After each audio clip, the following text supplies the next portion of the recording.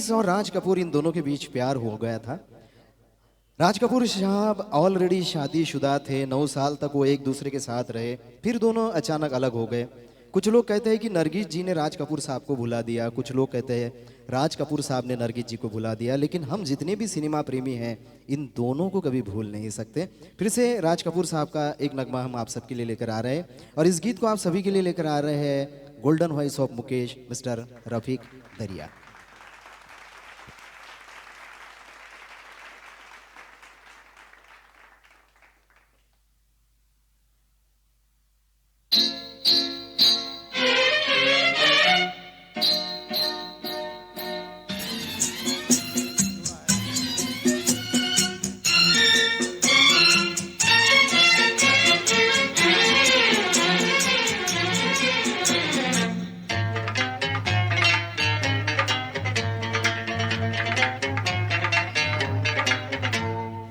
याद आई आधी रात को, याद आई आधी रात को, कल रात की तौबा, दिल पूछता है झूम के किस बात की तौबा तौबा।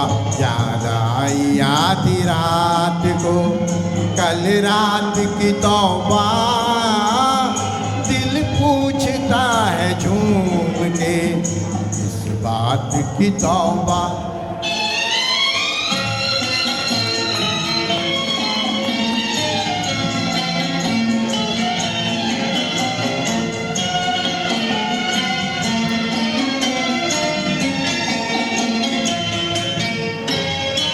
मरने भी न देंगे मुझे दुश्मन मेरी जाके, मरने भी न देंगे मुझे दुश्मन मेरी जाके। हर बात पे कहते हैं कि किस बात की तौबा। याद आई आधी रात को, कल रात की तौबा, दिल पूछता है झूम के किस बात की तौबा।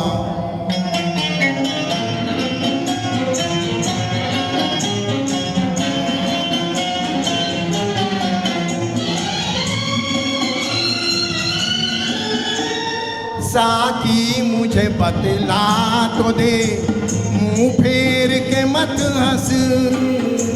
साकी मुझे बतला तो दे, मुंह फेर के मत हंस। पी है मगर पी तो है इस बात की तौबा। याद आई आधी रात को, कल रात की तौबा, दिल पूछता है झूम के इस बात की तौबा।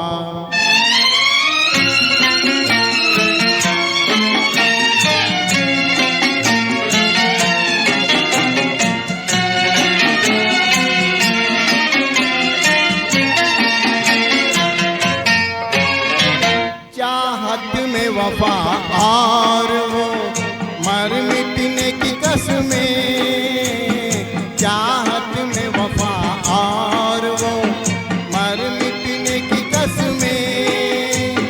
क्या ख्वाब तबहते हुए जज्बात की तौबा तौबा। याद आई आधी रात को, कल रात की तौबा, दिल पूछता है झूम के इस बात की तौबा तौबा। याद आई आधी रात को, कल रात की तौबा, कल रात की तौबा। रफीक भाई 2 मिनट आपको रुकना है। 2 विशेष अतिथियां उपस्थित हुए हैं। गोल्डन मोमेंट म्यूजिकल ग्रुप के निर्माता निर्देशक प्रदीप जी देशमुख सर और राम भारती सर को मैं मंच पर बुलाना चाहूँगा।